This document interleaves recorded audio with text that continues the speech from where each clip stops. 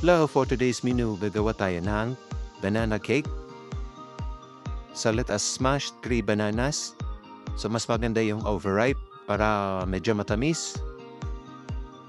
So aside from that, let us preheat the oven to 180 degrees, 40 minutes. But not necessarily na hintayin mo siya up to 40 minutes, i-preheat mo lang. Then 2 cracks egg, mag-crack ka ng 2 itlog. At saka add 1/3 of sugar. So, pwede mo din gusto mo na matamis, pwede ka magdagdag ng sugar. But for me, ayaw ko na matamis kaya 1/3 lang ng sugar. At saka use brain oil, rice brain oil, 2 cups of rice brain oil, 1/3 to 1/3 ng rice brain oil. Yan. Just mix. So, pwede mong naroin yung sugar kung ayaw mo na matamis, kundi lang naglagay mo, lalo na pag overripe yung saging. Tsaka mix lang ng mix until makuha mo yung consistency niya.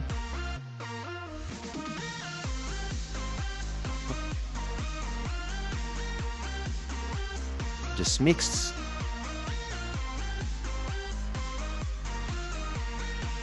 Yan, and now let us put milk. So yung milk, you can use any fresh milk.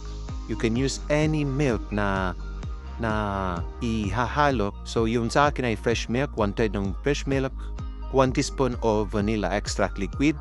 Tsaka nagdagdag din ako dyan ng powder na vanilla para mas masyadong mabango.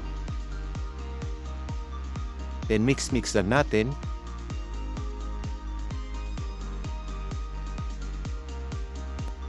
Okay, and now let us add 1.5 all-purpose flour or flour.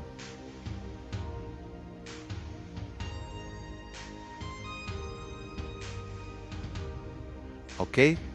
And add lang din tayo ng baking powder, baking soda, 1 teaspoon ng baking powder, 1 teaspoon ng baking soda, and then salt,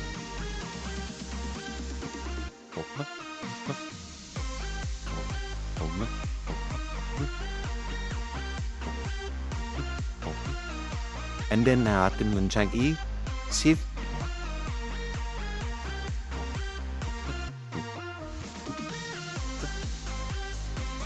Para walang buo-buo na mga lumps, at saka i-mix natin after natin ma-sieve yung all-purpose flour at saka yung ibang mga ingredients.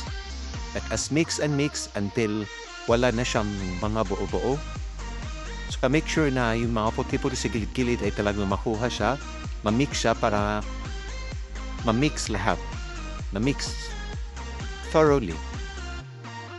Yan. Pag makuha mo na yan din yung consistency, is ilagay mo na yung banana natin, saging, tsaka mix na naman. So yan, medyo mahirap siya i-mix kasi matigas. Dinan mo lang until na ma-mix siya lahat. Kita mo na talagang mix na mix lahat. Mix lang ng mix, mikos-mikos. Yan. And then after yan is let us prepare the cake pan. So around cake pan, kinabili ko to sa Lulu kahapon. And then I used the baking paper. Or I don't know what anong tawag din.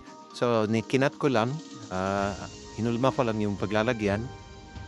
Then after kong kinat is pinasok ko siya sa loob. And then, nilagyan ko ng oil. Siyempre, ginamit kong oil dyan is rice bran oil. You can use any oil. And then, para hindi magdikit yung ating banana cake sa paper, tsaka madali siyang tanggalin. And then also, you can brush the side of the pancake. And then, lagay natin yung ating mixture. And then, pwede natin siyang anong tawag dito? Itak-tak para walang mamong hangin sa loob. As just like this, like that. Tapos, yan. Nasat natin sa ating preheated oven. So you can also, if syempre kung na-mix After 30 minutes, yan. Yan na po ang ating banana cake. Nag-crack na siya.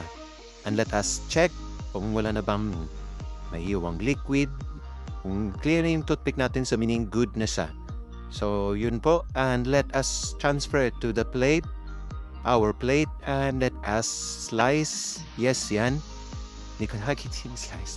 Tsaka yan po. Nasa plate na natin. Let us taste our banana cake. Tsaka syempre, partner nito is coffee. Yan. I just put some honey. Lagyan ko siya ng honey. At tsaka, yun, nagtimpla din ako ng coffee. So, pure coffee lang. No sugar. I'll just use instant Arabica coffee. So, yan. And yan. Let us drink coffee and let us have some banana cake.